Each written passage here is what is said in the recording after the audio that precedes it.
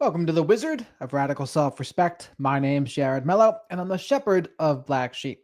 Today, what I want to do is break down a little bit the debate between Dr. Mark Ettensohn and Dr. Peter Salerno. I got a lot of good feedback on that debate there. Some people liked it.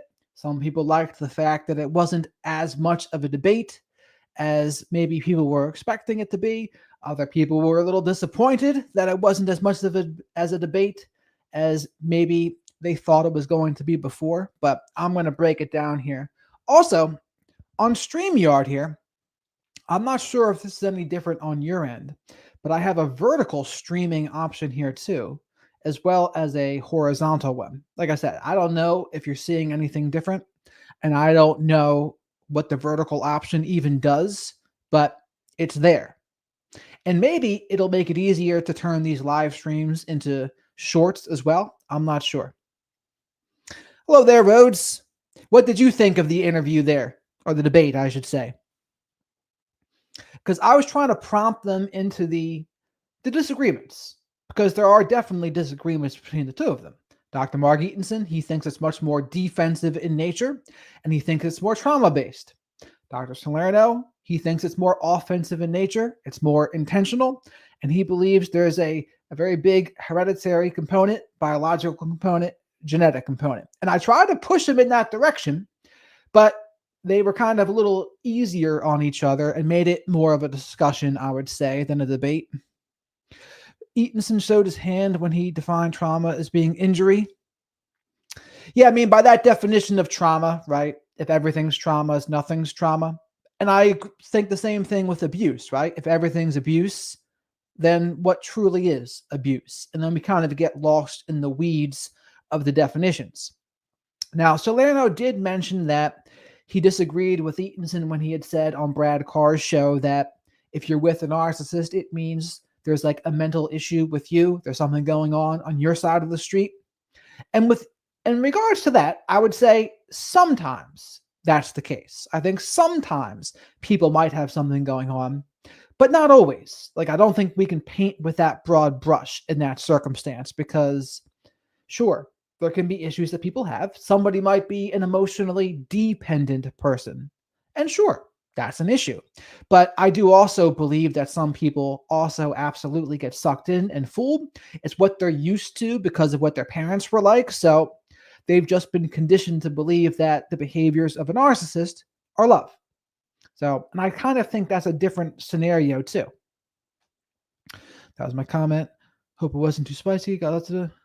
Oh, you can see downvotes now on these comments. Wow. If everything is trauma, correct. Yeah, I mean that's how I would see it. Right? I tried to give him the opportunity to do it a little bit, but I think there was a little bit of tension. There's a little bit of trying to break the ice a little bit, a little nervousness, apprehension. They were kind of feeling each other out, because I know they've kind of gone harder on one another behind the scenes, right? In their own videos, there's a bit of a different tone sometimes. And that's almost the tone that I was expecting I was going to see. But it wasn't necessarily like that. Now, yours truly, I got some debate bro in me, so I can fire at will. And granted, maybe it's because I don't have as much to lose in the academic world, so I can just fire at will. And I can be a debate bro. I can debate narcissism. I can debate politics. I can debate many things, the gender wars, and I enjoy it. But not everyone, not everyone has that in them. So it's weird for them, right? Divide and conquer. Captain Homer, welcome. I could tell it had been ratioed by the order it was displayed, despite all the upvotes shoved all the way down to the bottom. Interesting.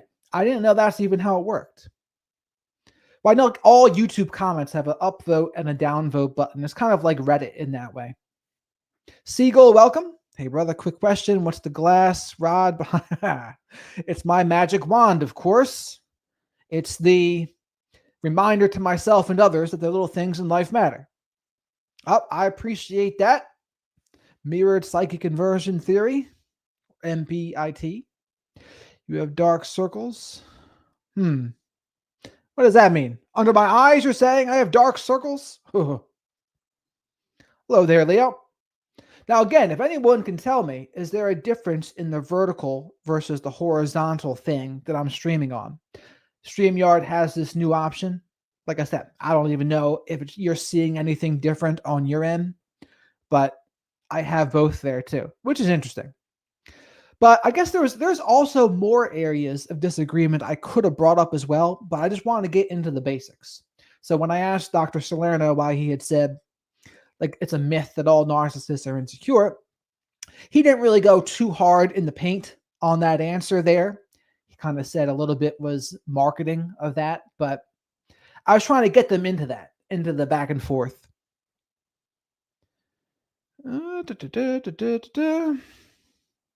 Good. I'm glad I have a big head.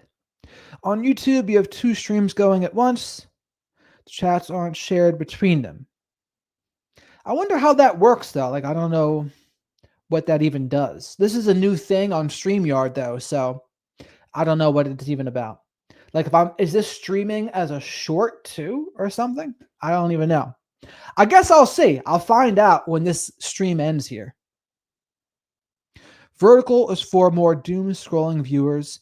Horizontal, you get more PC and TV viewers. Ah, thank you for that, Siegel. I wonder if that means I'll get more hate as well. It probably does mean that, right? I think it just depends, right? The more people you have, the more possibilities for hate there is. But what did you all think of the debate there? Everyone needs a little bit of doom scrolling in their life. Nothing wrong with that. Now, if it gets to be too much, though, that's a different story. In fact, though, I mean, I could try to replay some of this interview as well if you want. I don't know if that would be considered weird to replay my own interview on the channel. There's a ton of trolls and vertical lives. Yeah, they help the algorithm, though. Nothing wrong. As long as they don't interfere with the people who are here. Cat, welcome. Casey, I dislike weed. So I have no bong. Some people confuse this for a crack pipe, but that is not what it is. Your vertical stream has 28 viewers right now. The horizontal has 1. That's terrible. So it's both vertical. Yeah, I don't know. You guys will have to tell me if this is a good option that StreamYard has.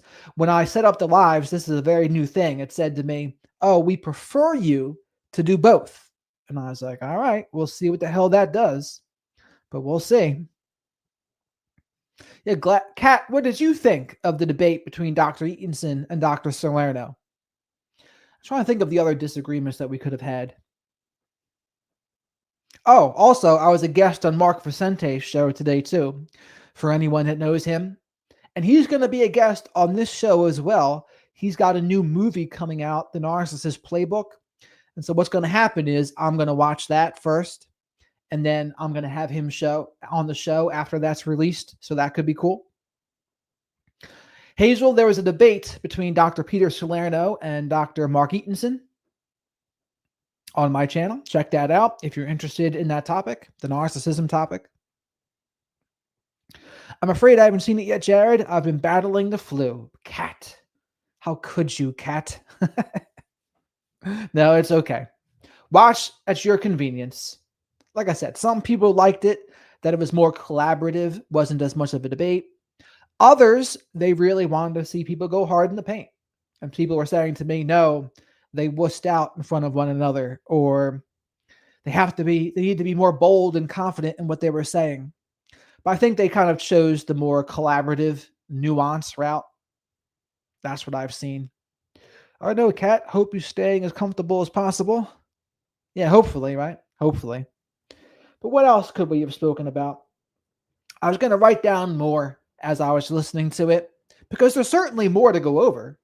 Like there absolutely is. The narcissistic abuse one. Like that's a big one, right? Neither one of them, they didn't really go hard in the paint on that. Like Dr. Mark Ettensohn doesn't like the term. And Dr. Salerno said he just thinks the term's used wrong. Now, according to Sam Vaknin, right, that's like a specific kind of abuse, because It devalues other people in terms of self-esteem regulation for the narcissistic abuser. And yeah, I can see that. And then that also goes into the love bombing, devalue, discard cycle of abuse as well. I'm not sure what Sam Vaknin thinks about that part of it, but I know he's the one who coined the narcissistic abuse term, or at least according to him. So the question would be, are narcissists the only type of people that do that kind of abuse?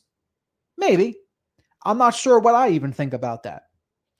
Ultimately, because I don't even know the label matters. Like if you're being abused, it doesn't matter what kind of person's doing it. And if it looks like narcissistic abuse, that's still a problem no matter what, is what I would say. Yeah, I would say. Ambiguous is a good word for it, I would say. But that was another big one. People were upset that they didn't go take a bolder stance on that aspect of it, to which I get. But in the academic world, I don't think there's that many like debates in the psychological academic world, for that matter. There's debates in politics, of course. There's debates in current events. There's debates even on historical things or religion, like atheism versus Christianity or something. Kat says abuse is abuse, but narcissistic abuse is particularly calculated and insidious. Yeah, I can see that. But what I should do here is pop up some of this interview here too.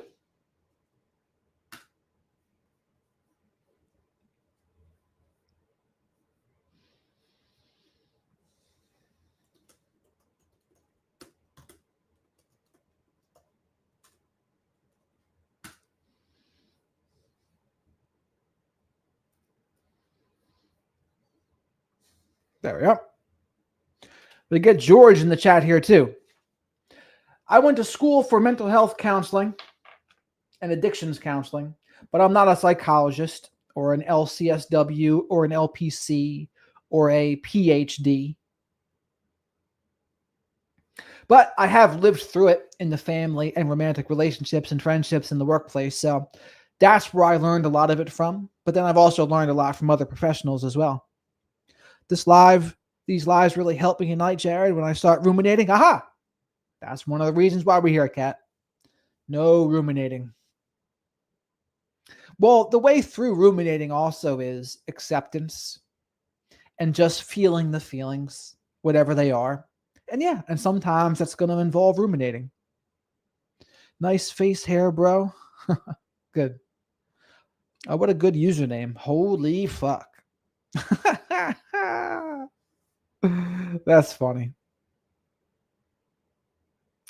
He did indeed come up with that terminology. However, he, in hindsight, wishes he had called it narcissistic erasure, as the partner's independence must be erased in order for them to control you. Oh, interesting. So the Sam Vaknin is going to update his thoughts, eh? Abuse, neglect. But let's see here. We'll play through some of this to see what their answers are. If I even remember how to do a stupid share screen. I think traits and temp. Let's see. All right.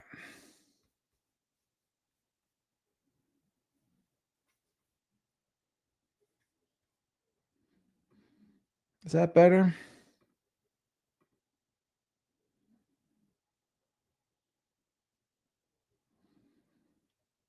Oh, it's actually way better for that.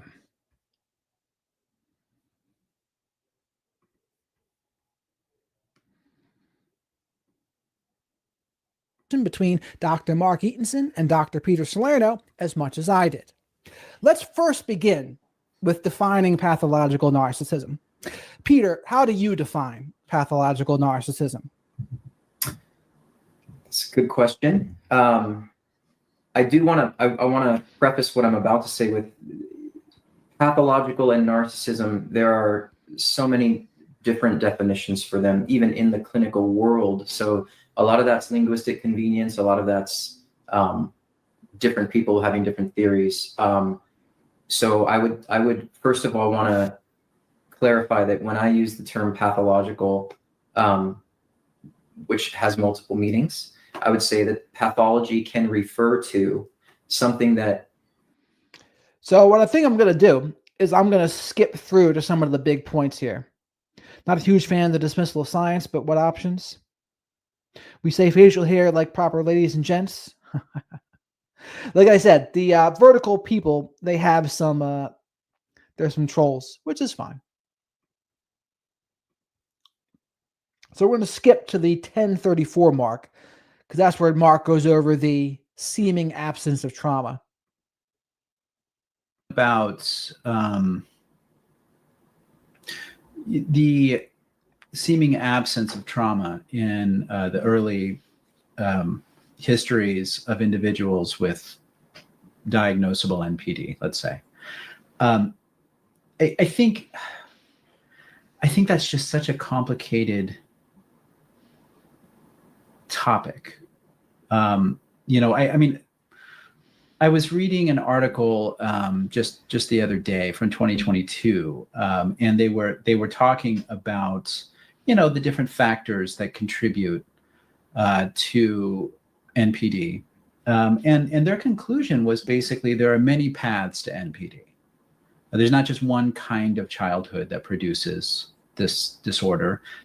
Now, you see, this is somewhere that I thought Dr. Salerno might have said something here, because he would have said, because Dr. Salerno has said trauma is not sufficient to cause a personality disorder.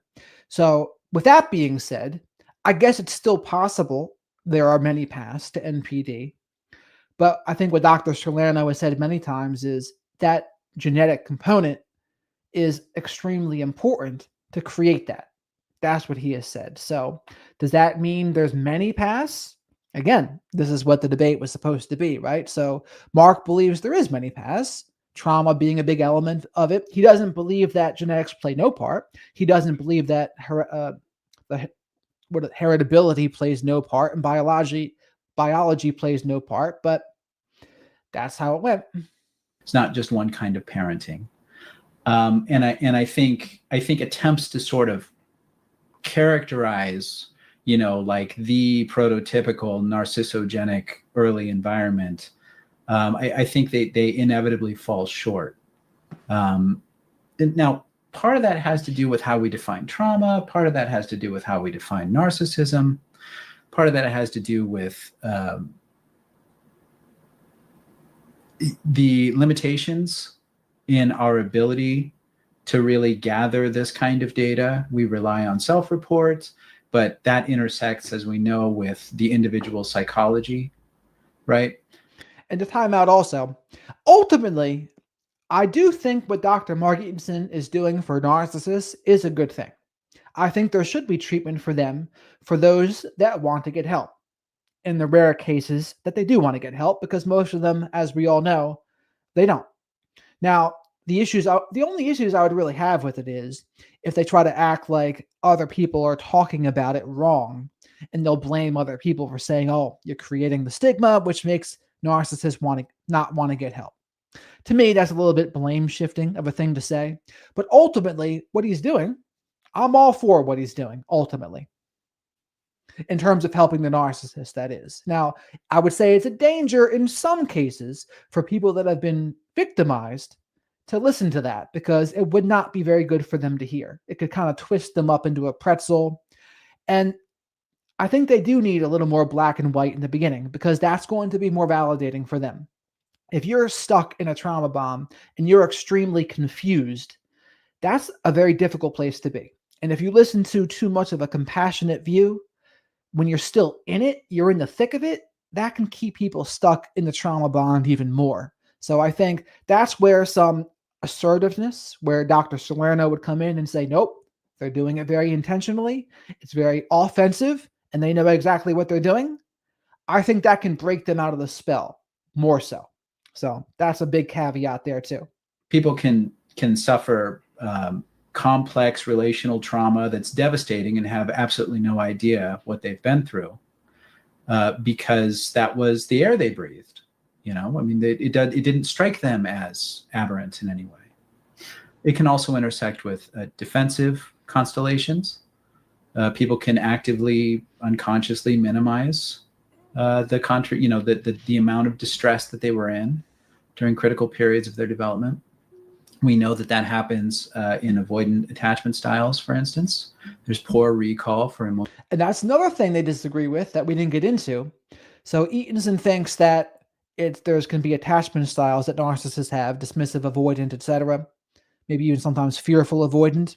Dr. Salerno has said they do not attach. That's what he has said. So that's another area of disagreement moving forward. MPIT says yes, and he was pointing out the environmental gene expression is epigenetics at play. Stimulus versus outcome, which Siegel proved with effect. Regulation theory, it's a pivotal piece of work. Now, and that's another aspect there where Dr. Salerno and I talked about that. He doesn't buy into the epigenetics as much. He had said he thinks the conclusions were exaggerated that it found. But perhaps that's another area for disagreement there too, between them both. Emotionally charged situations. There's a tendency to provide this kind of two-dimensionally positive characterization of their childhood. Oh, my childhood was great, right? That's a common feature of attachment interviews with dismissive, avoidant individuals. And I think there's plenty of people that are not afraid to say their childhood wasn't good as well. But here's the thing. Some people that grew up with a narcissistic parent, especially if that parent was more covert, then they might not even realize it for a long time. I've seen people not recognize it until midlife, if not later, where commonly in their 30s is when people figure it out. So again, that part depends too. And that overlaps with NPD. That attachment style is a factor in NPD. I think also, if you talk to the families, right, the parents, I mean, they're okay. Maybe they're a reliable reporter, probably not. It assumes that the kinds of traumas that are instrumental here are easily observed and recognized by outside observers. And I think it also calls into question what we mean by trauma. It's not necessarily like life-threatening trauma. I consider trauma to be another word for injury, basically. One big injury can be life-altering, but so can a lot of little injuries that collect over time. I mean, that can be a fairly broad definition of trauma, perhaps, but let's go on. And gradually impair a person's ability to function. It's true for physical injuries. It's also true for psychological ones. So let me stop you there too, because I'm going to get into a more area of disagreement here as well. Yeah. So Peter has said that trauma alone is not sufficient to produce a personality disorder. What are your thoughts when he says that? Heavy sigh. Heavy sigh by Dr. Ettensohn. I don't know. That's my honest answer. I don't know. I could imagine a scenario where a person was so badly abused or so profoundly neglected it could produce a personality disorder in the absence of heritable vulnerabilities. I think the data, for the most part, converge around 40 to 50% variance accounted for by heritable factors in personality disorder in general. So, it depends on the study and it depends on the heritable factors we're looking at and blah, blah, blah. But, it would be silly to say that that heritability isn't a factor, because it clearly is. The question is, how much of the picture does it take up? To my mind, heritability it informs the nervous system that you come into the world with, and then experience acts on that.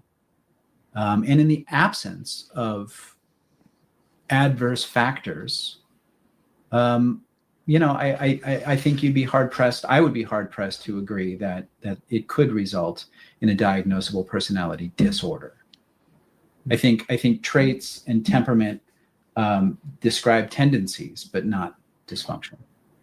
I mean, so he's basically saying that trauma can cause a personality disorder.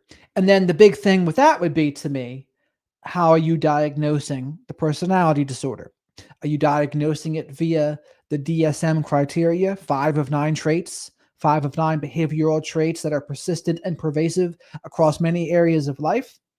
As you all know, that is not my favorite way to define what's important. What's important to me is that narcissistic operating system.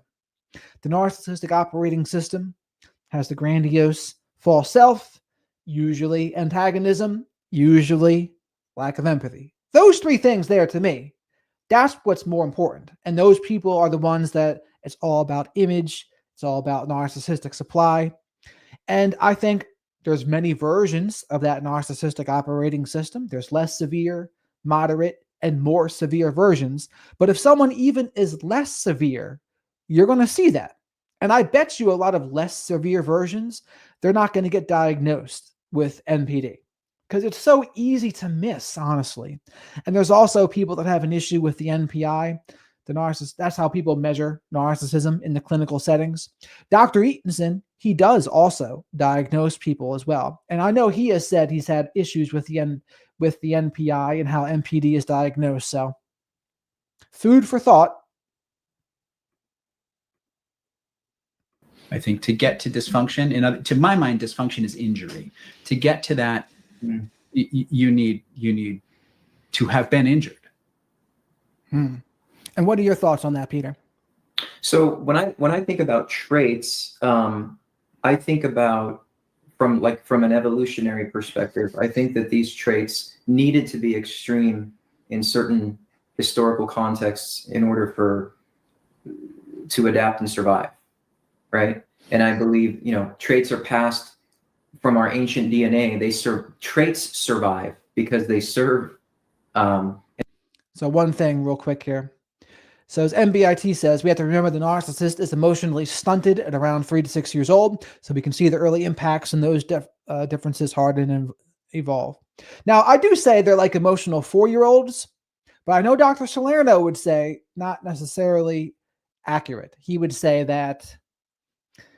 it can seem that way because of how they act, but there are also adults in the real world as well. So I think he thinks that framing can be a little tricky or misleading sometimes. But I mean, I do always say they're like emotional 4-year-olds. But at the same point, what can make it tricky is, yes, they're emotional 4-year-olds, but that doesn't make them any less harmful. Like, they can still cause a lot of harm. And the fact that they can seem like that sometimes can be disarming to other people. And I've seen this happen a lot with women, where a guy will be acting like that emotional 4-year-old, and then the woman wants to mother him, like the woman wants to take care of him. And that's absolutely the wrong instinct at that point. I understand why it happens, but it doesn't help that woman in any way. And the same with the vice versa. If a man sees the woman acting like an emotional 4-year-old and then he wants to like swoop in, not good. Important purpose. I think what I would call disorder related to personality in certain contexts wouldn't be considered disorder. It would be considered a necessity, right? I mean, you need somebody, we'll just say, callous and ruthless enough in certain contexts to protect people. You need somebody willing to merge instantaneously enough for when we need to procreate. There's legitimate purposes for the the extremes of these traits.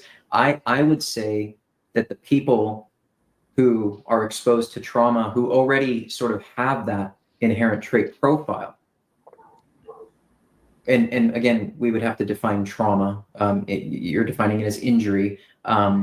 Maybe any sort of not only adverse experience, but I would say just experience in general too.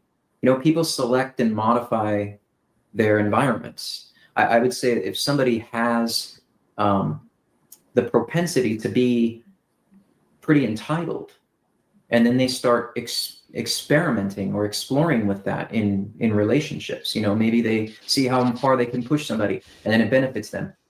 I would say it's almost in their nature to continue to act in that way. And then they're literally cultivating environments where they're practicing being entitled. So I would. And this is what he mentions in his book, The Nature and Nurture of Narcissism. People that have these inherent traits, they seek out the environments where those traits can flourish. The example he uses is someone who's more of an introvert. If you're an introvert, you're going to gravitate towards environments that is more safe for an introvert, more comfortable for an introvert. If you're an extrovert, you're going to gravitate to the environments that are more comfortable for you. And he's basically saying the same is true for people that are narcissistic. Like if they have those inherent traits, they're going to seek out the environments for those kinds of traits to come out. Say that's really why the trait, I don't want to oversimplify it and say that I believe that these are just strictly trait-based disorders, but I would say that, but you would need that trait profile in order for the trauma or the environmental experience in general, the non-shared environmental experience, let's say, even like outside of the family. I would say that I would be hard pressed to find somebody who didn't have those traits already in them in a certain degree for that to be kind of developing into what we would call personality disorder. And I would also. And so that's basically him saying there, the inherent traits are necessary. Now, he didn't maybe come and say it as boldly as he has said it before on my channel before, but that was him saying it in a very diplomatic way. Also extend personality disorder to refer more to not something that's symptomatic, not something that results just from experience, but sort of like the entire operating system of the person, the entirety of the person, which is why we distinguish them from symptomatic conditions like PTSD and other trauma-related conditions or anxiety conditions. It's not just, insecurity, inferiority, defenses at play, as far as I'm concerned. I believe that there's intentional strategies, maybe fueled by these traits, and then environment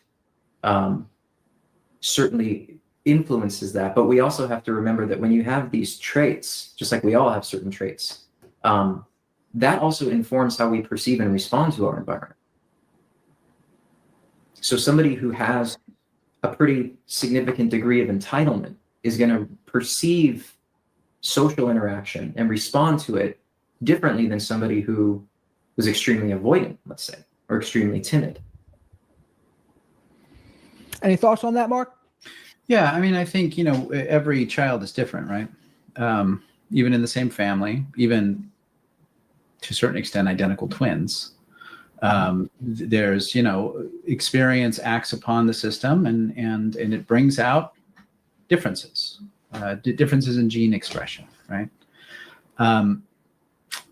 I think there is, I saw a comment the other day on my channel where somebody said, I had 2 kids and I loved them the same, right? One's a narcissist, one isn't. Explain that, right? And I was like, well, I can't, I don't know. Yeah, I don't know you, but to the commenter's point, I think I would say, well, love isn't a static substance that you dole out in equal proportions. Love is the relationship, and each child is different, and it evokes something differently from the parent, and it evokes something differently from the environment, which is, I think, what you're saying, Peter, that, a person with this temperament evokes a different response from the environment than somebody with that temperament. Okay. I agree. And not just pathological deviant temperaments, let's say, but like just normal variations in temperament. This one's harder to soothe, that one's easier to soothe, that one's more hypersensitive, that one's more resilient, so to speak, right? I think, and this kind of goes back to like Winnicott and other kind of like classic analysts looking at the early care environment. It is the job of the environment to meet the child where they are. And to the extent that the environment is not able to do that, it is a trauma. It's maybe the child's entitled, So that's a difficult one for me there too, because to the extent that the environment can't meet the needs of the child is a trauma. But it's like, are people really going to be able to read others' minds like that and be clairvoyant to know every little thing? Because the kid isn't always going to be able to express themselves. They're not always going to be able to express their needs correctly because they won't always be aware of them. They won't be able to articulate it. They don't have the language for it. Even in a perfect setting, they might not have the language for it. And like, still, is that a trauma? And then if so, right, if that's what is considered a trauma, then everyone has trauma to an extent, right? If that's what's considered a trauma. Child is colicky and has a really hard time being soothed. Maybe the parents are depressed and financially strapped and working 2 jobs and all the rest. I'm not here to assign blame, but simply to say that when the developing child is not met where they need to be met by the environment. And so Kat, she asked, what about the narcs who become that way, not from neglect, but from being spoiled? I mean, Sam Jackman talks about that, right? He says the coddling and putting someone on a pedestal is also traumatizing as well. You'll see that with the golden children, for example. They get put on the pedestal. Now, granted, it's absolutely conditional, them being put on the pedestal, and they can definitely be demoted. They can be taken off that pedestal, and there's a lot of pressure with being the golden child, but they might also get just simply spoiled. They'll get spoiled rotten. And then that, I think, contributes to entitlement. That contributes to, well, I'm just used to getting what I want. I deserve to get what I want. I always get what I want. And if I act out and lash out and act like a child and throw a hissy fit, I'm even more likely to get what I want. And so it absolutely has a negative effect. So MBIT says, MPIT. So in idealization, we represent the all good mother. And the devaluation phase cycles of re-idealization, we see us representing the bad object. Approach avoidance till discard. Interesting.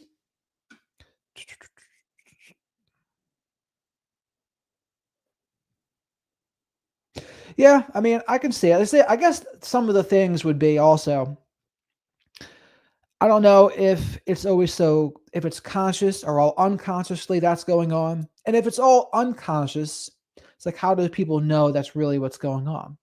I think people can maybe speculate, and maybe self-aware narcissists like Sam Vaknin, like maybe they've been able to put language to their own experience and what they have done. Perhaps. That is an environmental deficit, and that is a form of trauma. And it's internalized by the developing personality to produce areas of overcompensation, areas of deficit, disturbances in identity, maladaptive interpersonal strategies, all the rest. I've already forgotten what I was responding to. I hope that was coherent. I don't really remember what the question was, but yeah. Now, Peter, before I go on to the next, and so what he was even responding to is the fact that Peter had said he thought there needs to be inherent traits there. And basically what Dr. Ettensohn was saying, well, the environment's going to act on them in a way so that, yes, even if there was or wasn't inherent traits, there still can be issues, is basically what he's saying. Question, what were your thoughts on what he just said? Well, I'm curious if you believe that it's possible for the deficits to exist from the get-go, meaning, This is a good question by Dr. Salerno. Let's see. If there's a deficiency based on a sort of innate propensity, that even the good enough parent, Winnicott's good enough parent might not stand a chance against somebody who just can't seem to be a good fit for that parenting. And it's not necessarily that there's an injury per se, but there's almost like an inherent rejection of that style. That's not that's not necessarily injurious to the person. It's just sort of like they don't. I think Daniel Stern talks about this, like parents being a good fit or not, and it's sort of like a lottery. I'm just curious if you think that there is any predisposed deficiencies, that could be the reason why something couldn't be cultivated, even in a good enough environment. Yeah, I see what you're saying. Yeah. So like, in other words, the heritable factor, such as it is, insulates the child from, in like a negative way, from what even the best environment could provide. Yeah, or good enough. Like maybe there's a perceptual gap from the get-go that makes them unable to perceive even the good environment as loving. I mean, maybe they do perceive it as rejecting or dismissive, but So basically what Dr. Salerno is saying here is the parent can do everything right, but if the child has those inherent traits, it won't be good enough. And Dr. Salerno is asking if Dr. Ettensohn agrees with that. it's not actually. Yeah, I mean, I could grant that possibility. I think I would think that for the most part, maybe there's a kind of proportionality to heritable and environmental factors. The higher the heritable propensity, let's say, the lower the amount of trauma is required. So that's a little bit of a almost concession there by Dr. Ettensohn, that he says the more inherent traits that there are, the lower the threshold of trauma that is needed to create the personality disorder. Now, if the definition of trauma is just environment not meeting needs, and even in the best cases, the environment may not always meet the needs, well, that seems like a pretty good recipe for a personality disorder, considering those inherent traits. The lower the heritable propensity, the higher the amount of trauma is required. And that's a pretty gross reduction. I mean, that's just like, that's kind of taking a kind of hacking it up a little bit. And I guess the big thing would also be Dr. Salerno he's very hesitant to say that even without the inherent traits, that a personality disorder can still develop. He thinks, no, for the very most part, those inherent traits, they do need to be there. That doesn't mean the environment plays no part, but those components are necessary, according to Dr. Salerno. I think I would agree with that to a certain extent. I think, especially if we're looking at psychopathy, let's say, there's pretty robust, brain imaging evidence that psychopathy, has to do with like lower amygdala volume and stuff like that. That just the system itself, it takes more to produce. Skip to the next question here. Offensive versus defensive. Mark, you believe that it is more of a defensive thing a lot of times when narcissists act out. And Peter, you believe it can be much more offensive in nature and intentional. So why do you believe that, Peter? Then I'll give Mark a chance to respond.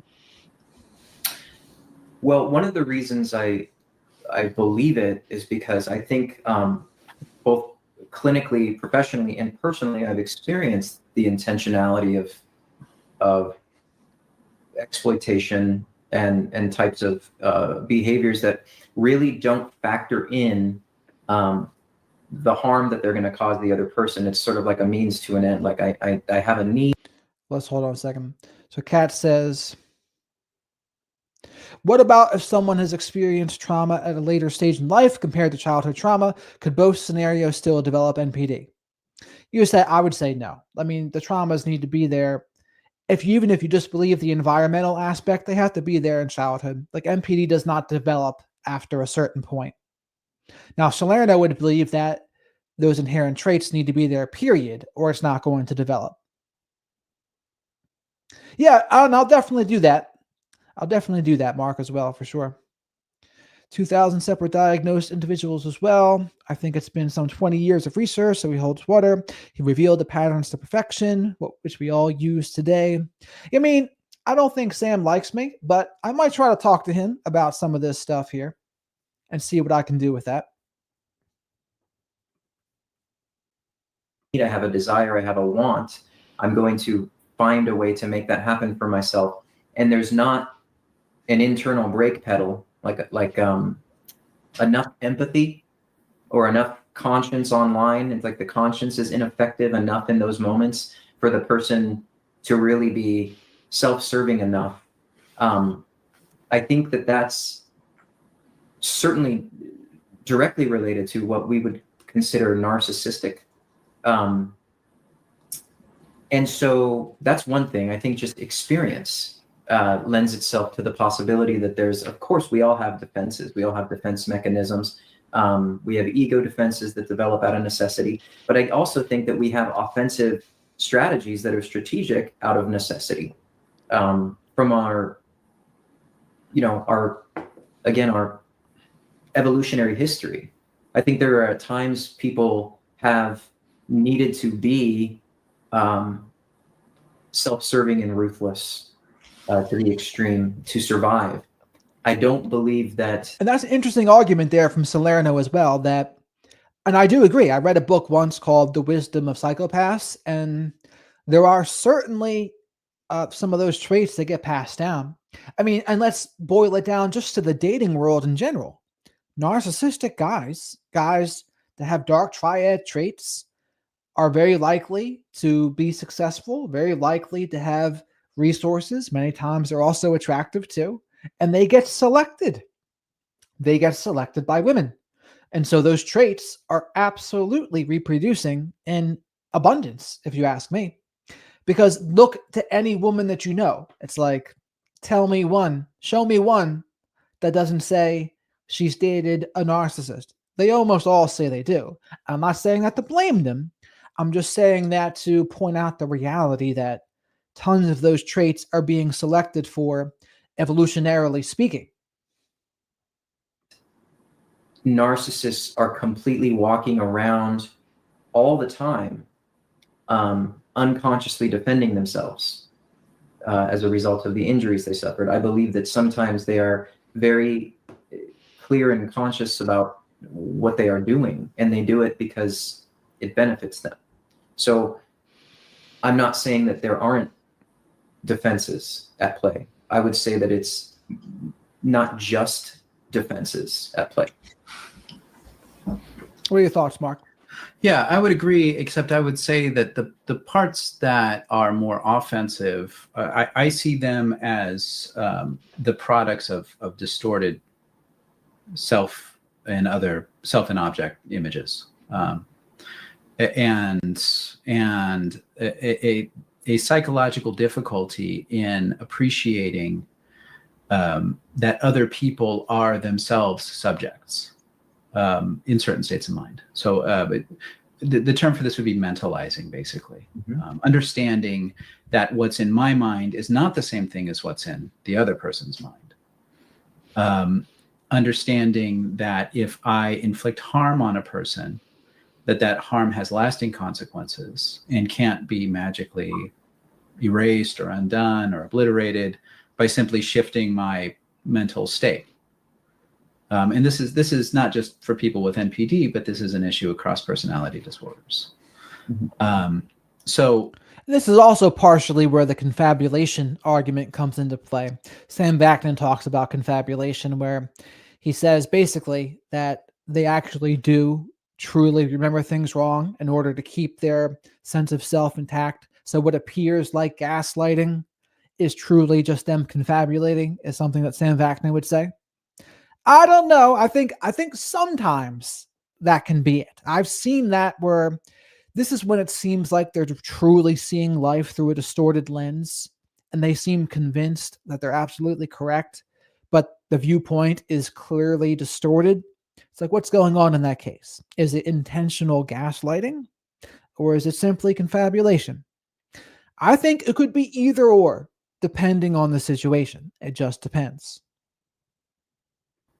It's not all defensive, but I would say that the parts that are disordered, that we would recognize as disorder, stem from underlying instabilities and distortions in self and object images. What do you think, Peter? Sometimes, because one of the reasons that this is actually really like important, I think, to address. So I'm glad we are. But I would say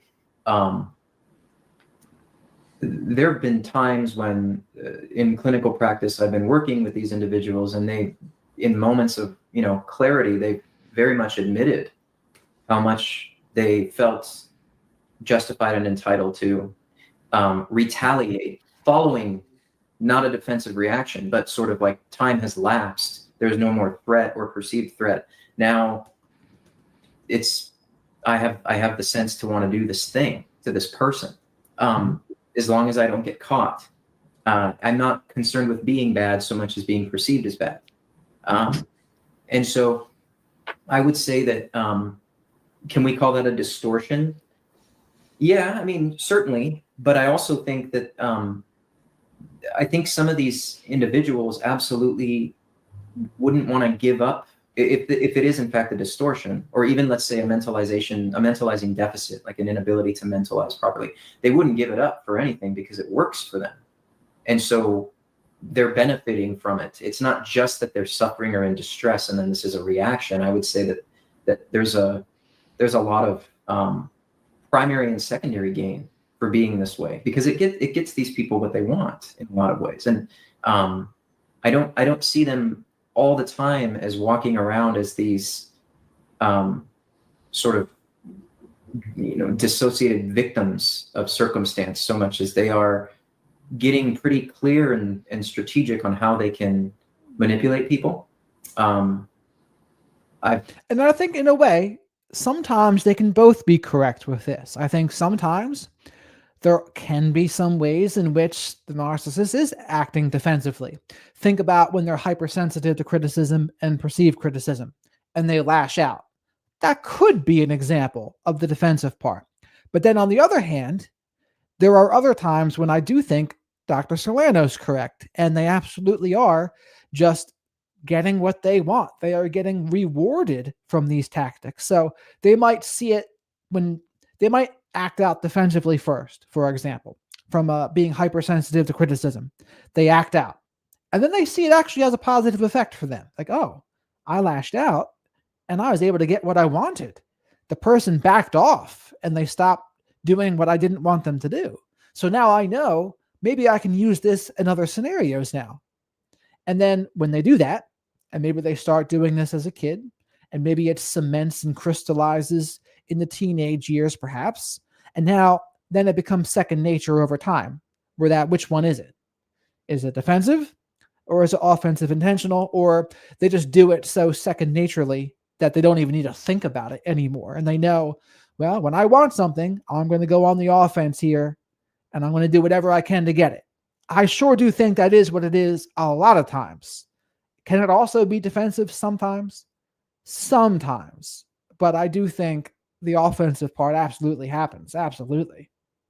I've experienced these individuals that we would call personality disordered admitting to, like, preferentially targeting people. Again, this operates on a continuum. Not all of these people are malignant, but if they can get away with it, fine. And that doesn't really rattle them.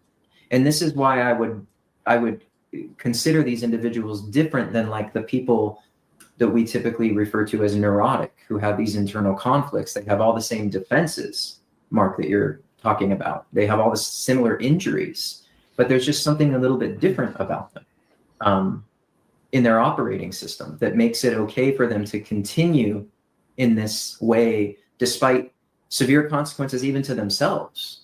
And I've experienced them admitting to it being something that kind of works for them. So there's a conscious and deliberate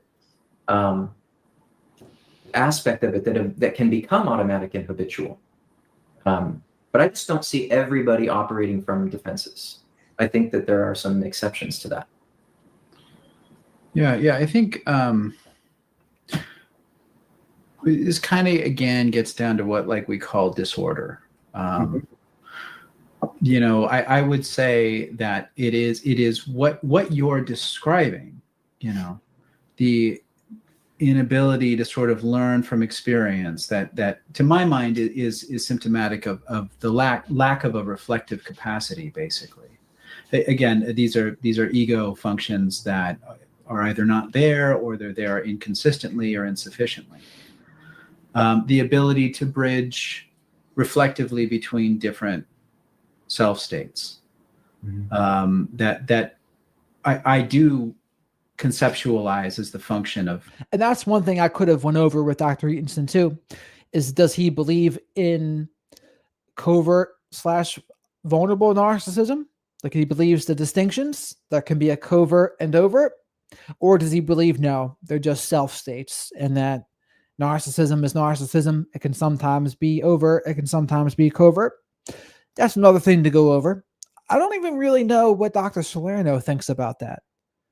I don't think he thinks that. I'm not sure though. Of trauma and dissociation. But, you know, in other words, splitting, right? The person is grandiose and entitled and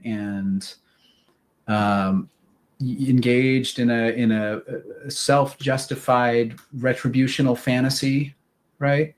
You know, I'm going to get this person back because they didn't pay me a compliment at the Christmas dinner or whatever it is, you know. Okay, you know, but then what I'm saying is there's also typically complementary split off self states that contain other. The next question is the heart of pathological narcissism, and there is some disagreement on that part too between them. Constellations of experience and behavior, thoughts and perceptions, self and object images. So it's a dysregulated system that I would say is the personality disorder, not necessarily the presence of certain traits, but rather the internal incoherence. And you know, there are different flavors of that incoherence. The one we happen to be talking about is NPD. I think a good question to explore that will go deeper into this topic is, I think you both have some disagreement about the heart of narcissism or what fuels narcissism. So Mark, what do you think is the heart of pathological narcissism? The heart of pathological narcissism. Well, I guess I would say it's identity disturbance. So it's the pathological dissociation of grandiose self and object images and devalued or collapsed self and object images. So that the person is in pieces, fragments, and those fragments don't communicate very well together. And the person can't reflect very well across different self states either, which produces disjointed, internally inconsistent behaviors that often look like deception. Sometimes they are deception. I mean, I'm not saying they're not, but it's more a person in pieces. They may spend more time on this piece or that piece, depending. If we're going to say they're more grandiose, then they spend more time in that kind of grandiose self experience. If we're going to call them collapsed or vulnerable, well, then they spend more time in the other side of that dichotomy.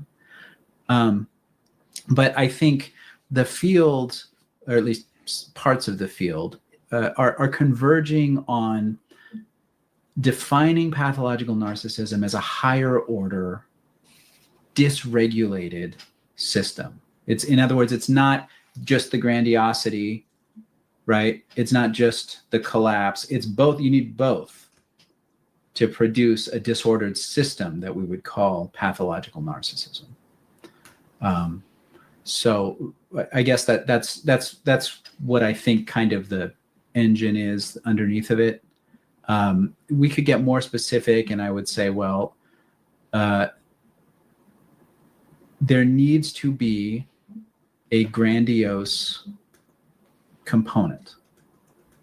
I conceptualize the grandiosity as primarily defensive. That this is a defensive self-image that's there to protect against something. To not just protect, but also, like Peter said, to help the person get their needs met, right? But for it to be NPD, there needs to be an inherent instability. That's what makes it different than just a trait. The grandiose self-image tends to collapse, sometimes frequently, sometimes very rarely. And when it does, it produces dysphoria, depression, anxiety, suicidal ideation, attachment anxiety. And so what you're also going to see here in a minute is basically what Dr. Salerno and Dr. Ettensohn are talking about can be two different things, because Dr. Ettensohn has a specific definition of NPD, like he just said. But here's the other thing. So given Dr. Ettensohn's definition of NPD, that would mean there's certainly just a lot of assholes, and maybe even worse, people with antisocial personality disorder out there, Machiavellians, that are just treating people terribly. And you know this because, I mean, I hear it in my consultations all the time. I hear it, how people tell me their partners and family members are treating them. It's like, if it's not NPD, it's something not good.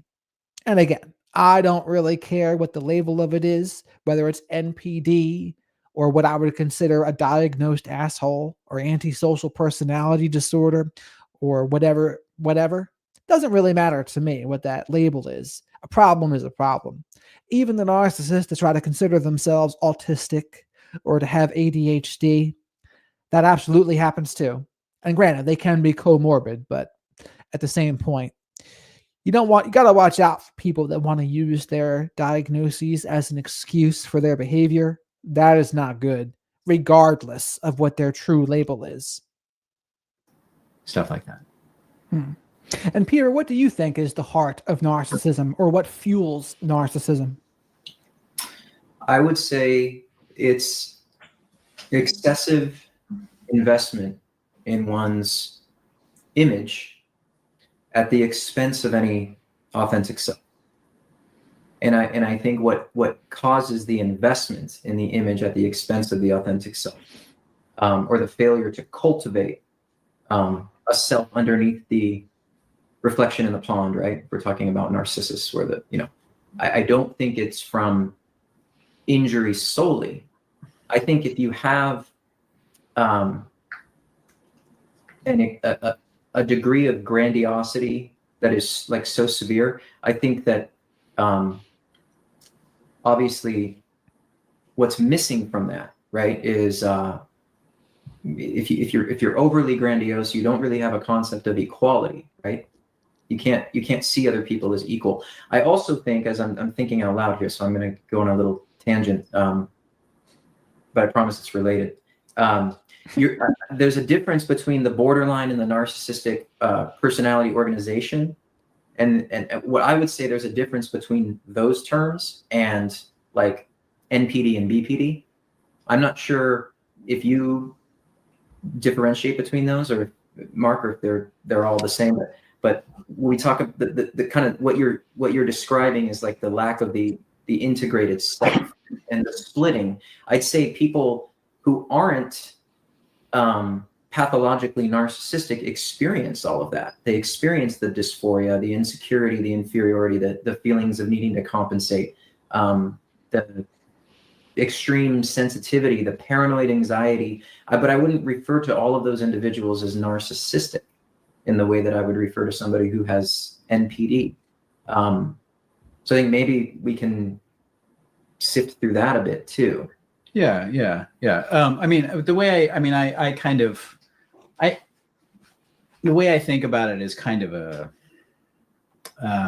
combination of object relations, self-psychology, and contemporary relational perspectives, but also with some trauma psychology thrown in there for good measure as well. I draw a basic distinction between like immature and mature personality organizations. So another word for that would be borderline organization versus like neurotic organization. I think the thing that marks the difference there is diminished ego capacities in the borderline range versus more integrative, meaning-making capacities in the neurotic range, which is why people in the neurotic range do experience all of those, agonies, but they tend to use them in more healthy ways, affiliative ways, seeking support, doing art, going to the gym, telling a joke, stuff like that. They are able to organize that experience as opposed to fragmenting in the face of that internal distress, the paranoid anxiety. As far as different structures between BPD and NPD, I think I would say that the difference, and this is kind of Kernberg now, I guess, but the difference to my mind for narcissistic structures is that there's the presence of a false self. I conceptualize the false self as a dissociative isolate, though. A very narrow range of motion where there isn't identity diffusion and there isn't, the person isn't subject to the disorganizing forces inside of them. In other words, it's like, as long as I stay between these lines, I'm good, but as soon as they get kicked out of that narrow range, that now they're drowning in the water again, that the identity diffusion that surrounds that false self experience. So I don't want to get too analytic here. I mean, it's going to lose the audience, but I guess, what I'm saying is, I think for narcissistic structures, they are essentially borderline with the addition of this grandiose compensatory space where they can sort of operate. But that is a. So what we're going to do, we're going to skip to the narcissistic abuse part. Kat says, I read a quote recently saying, horrible people defend horrible people. Very true. I think the flying monkeys will do that, right? Enablers might do that. Because an enabler, like in The Sopranos, when that psychiatrist was calling out Carmela Soprano, he was calling her at first an enabler, and then he adjusted it to, no, actually, you're an accomplice. You're an accomplice to Tony Soprano's life of crime. So he said, takes what's left of the kids and what's left of them and get out of that situation. And MPIT says the point Mark is making is so important for survivors. It explains our fractured self states when we collapse post-discard. The lack of self-concept and emotional dysregulation is developmental. Well, yeah, because you were saying the other day is that what people used to would consider narcissistic fleas is just the narcissist's like system that gets projected onto people and they kind of take it on themselves. Where's the dip? So let's skip to the narcissistic abuse part here.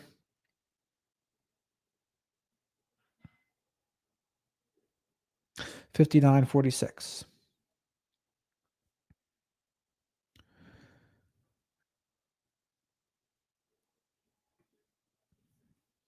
I'm thinking about that more as like a more specific instance of pathological narcissism that occurs at the level of personality, basically, where the whole personality is organized around the pathological narcissism. But I think pathological narcissism can show up in other syndromes as well, and other disorders. Yeah. Well, Peter, you had just said that when people say narcissistic abuse, you think they're not even really referring to narcissism. What do you mean by that? Well, most people, whether they like it or not, don't really know what narcissism is.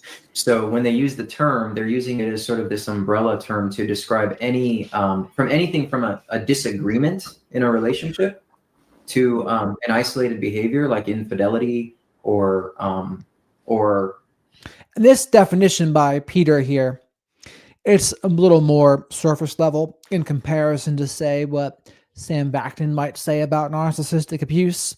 He would go deeper into it and be more specific. And Dr. Ettensohn just doesn't like the term, period, because he thinks it's stigmatizing and demonizing to narcissists. Because he says, well, we don't use depression abuse, autistic abuse, borderline abuse, depression abuse. So that's his thoughts. deception, things that everybody can be capable of to a degree that aren't necessarily exclusive to narcissism. Most of the time, though, I've seen this use of the term to describe anything from psychosis to psychopathy. I mean, there's a broad range of how the term is used generally by the general public, and I think it's become a term to describe anybody who feels wronged or slighted interpersonally by someone. Then that person is a narcissist, and that's ridiculous. So. Dr. Ettensohn loved that response there. If we were in the same room, I'd give you a hug. You speak my language. Yeah. So Mark, I know, Mark, you don't like the term narcissistic abuse, and maybe you could explain why you don't like it. I just feel like it's unnecessarily stigmatizing. We don't have like borderline abuse or histrionic abuse or, I mean, any disordered system of thoughts and behaviors can produce an abusive interaction. I mean, mental disorders are called that because there's something going wrong inside the person's mind, and that can very easily produce all kinds of unfair, selfish, insensitive, outrageous, unrestrained, behaviors. I think when I think about, okay, if I had to force myself to define narcissistic abuse in a way that's clinically coherent, as opposed to just I feel mistreated and this is a label I'm going to put on it. Pay attention to this part. This part will be very interesting. It would be the instrumental use of another person for self-esteem, essentially. It's something that in the literature is called using someone as a self-object. And you know what? And that's pretty close to the Sam Vaknin definition, right? That using other people as a self-object for quote unquote narcissistic supply. And it's something that little kids do. You're supposed to. That's how you build a self. Now it's kind of, as a kid, sure, but not as an adult. But when that persists maladaptively into adulthood, well, it's maladaptive, and it makes the people you're around feel invisible and used, and it can result in really insensitive, entitled behavior. That's fair, but I wouldn't call it narcissistic abuse. That's just such like a stigmatizing frame, and one that equates a mental disorder with abuse. And they're not the same. And that's another area of disagreement there too. I don't think Dr. Salerno thinks it's a mental illness. I don't think he thinks that, if my memory serves me correctly. Dr. Ettensohn does believe that, but Dr. Salerno does not believe that. And that's another area to explore the differences on too. And again, I think now that the ice has been broken and they're a little more comfortable with one another, I think they'll probably be more willing to kind of go deeper on some of these topics as well and explore the differences. So I think there's more fruitful discussions to be had. And I think people might have wanted to see more of like a off with his head, off with your head type thing, but that's not what they're willing to do. Same thing. I think it's very possible for somebody to have NPD and to not be out there abusing people. Hold on. Yeah? I have to get a card to send. Not. Give me a minute. What? What do you need a card for? I have to send it to Karen. This second you need it? Well, I'll get it in the morning.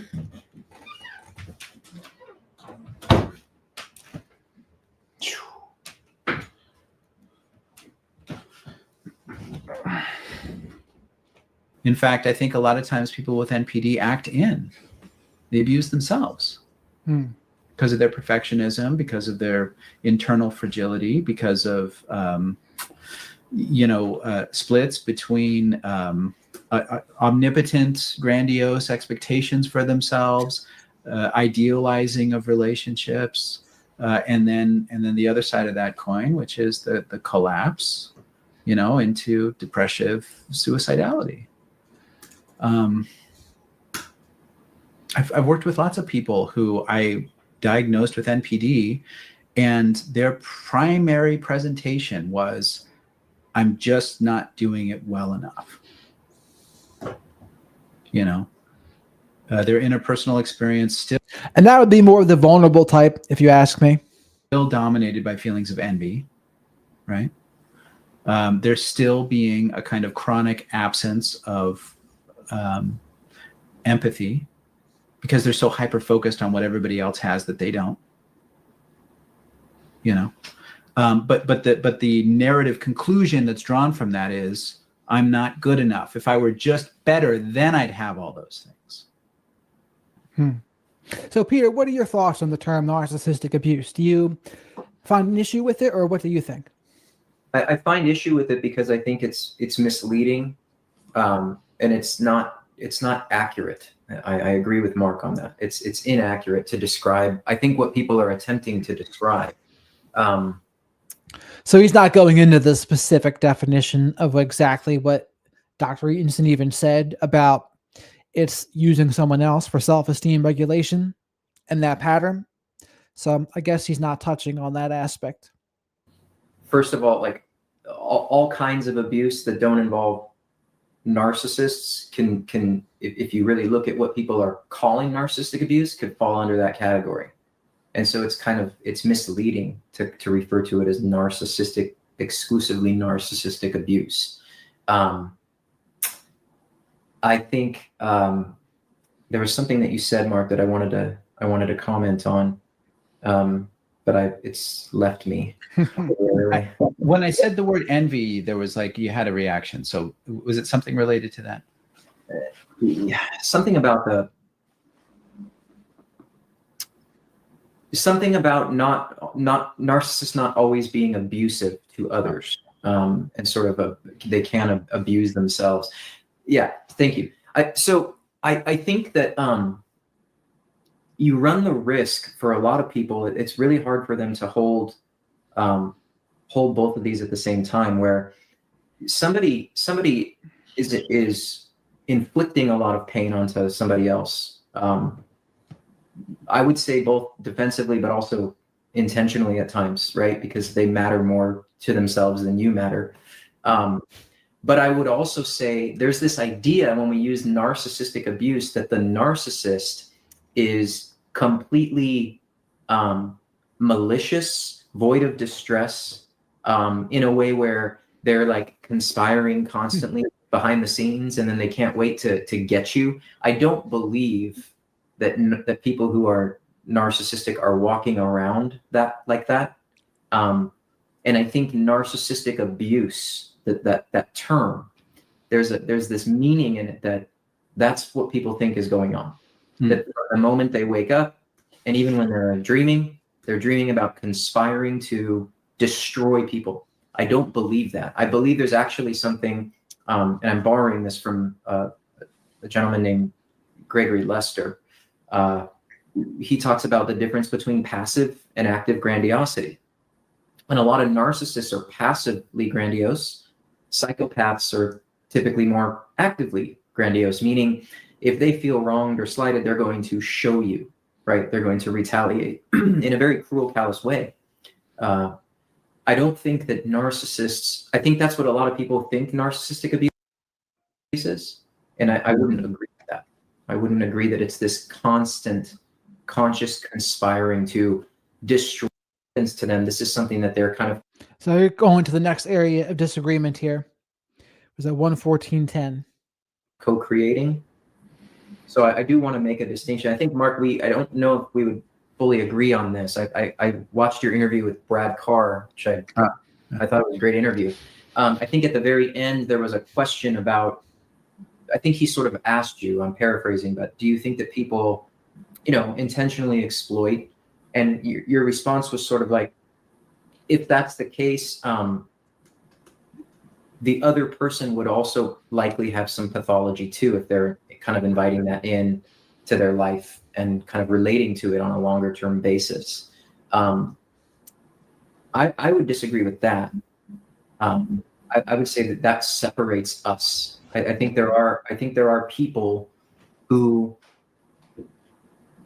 don't necessarily have dysfunction, but maybe give people the benefit of the doubt a little too easily. And I would agree with Salerno about this, because Dr. Eaton had said that there's probably an element of dysfunction in people that have been in relationships with narcissists. And while sometimes that is true, I agree. I do agree with Dr. Salerno that it's not always true. Like, there can be people that maybe they just give people the benefit of the doubt. They try to be too understanding. And then before they know it, they're stuck in this trauma bomb. And that's where the frog and the boiling pot analogy of abuse comes in, right? They wasn't so bad at first, but slowly but surely, then it gets pretty bad. And before they know it, that water is boiling. They get blindsided by some of this exploitation. Yeah, I certainly think there are situations where somebody is a victim of abuse. Like, just want to be very clear about that, right? I think at the same time, relationships, especially long-term relationships, are incredibly complicated. And we often find ourselves gravitating toward what's familiar, whether we do so consciously or unconsciously, in an attempt to try to solve the problems of the past, the unresolved conflicts, dad never paid attention to me. That's what feels like love, Now I find myself in a relationship with somebody who seems to pay attention to me, but still on some fundamental level, I feel invisible, that kind of thing. I think when we're talking about like the extremes of a spectrum, yeah, those are always going to kind of seem like differences in kind, by virtue of their extremity. But you still get there along the continuum. We could argue, and I think it would be a valid argument, whether or not at some point that transition actually results in a difference in kind. I think it would be more philosophical at that point. I think I always try to foreground relationality, but I absolutely recognize that there are situations where somebody is just straight up being abused, and it's terrible. And so here I'm about to ask Mark, if so much of the online discourse seems to help survivors of narcissistic abuse, then how do you square that with some of the things that Dr. Ettensohn has been saying? We'll see what he says to that. And they need to leave. They need help. And it's not because they asked for it or, something ridiculous like that. I mean, one thing I've thought about is, in the way people talk about narcissism, it does seem to help a lot of people, though. So you might consider it, Mark, more of a demonized, stigmatized view. But at the same time, it does give people a lot of clarity, it would seem. It would help them to kind of wake up to maybe what their parents were like or their last romantic relationship was like. And that does really seem to help them. So how do you square that with the way you would maybe see it, where you would think, well, maybe that's a little more demonizing, stigmatizing towards narcissists. Yeah. How do you square those two things? Yeah. I think we all need to go through our own individual processes of reconciling, our experience, right? Sometimes that involves being really mad for a while and looking at things in a black and white way. Sometimes that involves mobilizing, all of your energy into a kind of a crusade or a kind of campaign, where you're like a member of 80 different narc abuse forums and, like... A little passive aggressive here, perhaps, by Mark, but... watching all the channels and, that's like make it your identity for me. Sometimes people need to do that just to mobilize whatever it is they need inside of them ultimately to make a correction in their life that's for the better. I would say that's not the end of the process. I think a lot of people get stuck there. I've never... And I do agree with that. Some people do get stuck in that part, as opposed to kind of moving forward and working on ourselves and building our own goals. Not everyone, but some people seem to get stuck. Made it my business to try to tell people who I'm not working with in a clinical setting, how they ought to feel about somebody who hurt them. And in fact, I don't even tell the people I don't even tell my patients that. I don't feel like it's my purview, right? I won't presume to know anybody's individual situation. And Mark's about to address here also the claims that he's a narcissist apologist or enables abuse. So let's see what he says to this. I get a lot of heat too. A lot of accusations that I'm a narcissist apologist and I'm enabling abusers, and to my mind, I'm just like, well, I'm just trying to responsibly communicate what I see the literature is saying, like trying to like increase nuance and complexity in these conversations. But I think a lot of people, they just kind of... And I think the only issue with that is sometimes too much nuance can hurt the people who have been abused. In some cases, it depends on what exactly you're talking about, and it depends how you're talking about it. But sometimes, like having to boil it down to too much of the literature, now you're kind of getting away from the very same things that help people sometimes. Sometimes it's the black and white nature of things that really help people wake up in the beginning. So is it by the book textbook correct? By the literature correct? By the peer-reviewed research correct? Maybe not always. But just because it's not in the literature doesn't necessarily mean it's not helpful. So that's another distinction I would make. Kind of get stuck in this polarized, externalizing way of coping, and that is a kind of pathology to my mind. And it's not so different in kind from what we're talking about in the cluster B range. A reliance on projective defenses and splitting and externalizing. But I'm not saying they all have personality disorders. I'm just saying when we're shaken, we tend to regress down to a less adaptive mode of negotiating experience. Some people are stuck there for life, and I would say they have a personality disorder. Yeah. So I know we're about out of time here, but any other closing thoughts from either one of you about just how you both talk about narcissism moving forward? Any suggestions, for lack of a better word, for each other? Suggestions. I probably shouldn't have said that. That wasn't the right thing to say. But I should have just said closing thoughts. But I mean, that was pretty much it there. That was the end of the debate. I went over pretty much the main points of it there. And there's more room here coming up for future debates, future collaborative discussions, if you ask me. And I might try to do this with other kinds of professionals as well, just to see how it goes. But yeah, we gave you the inside scoop here, Kat, so you didn't have to watch it. It's because we went over it here.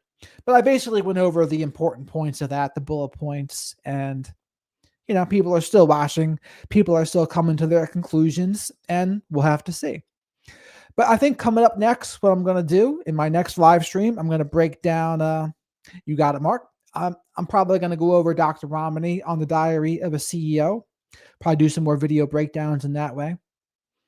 There's some other kind of political YouTube videos I might break down only because there's so many narcissistic tactics that these videos talk about. Problem is, it might be a little polarizing, but we'll see.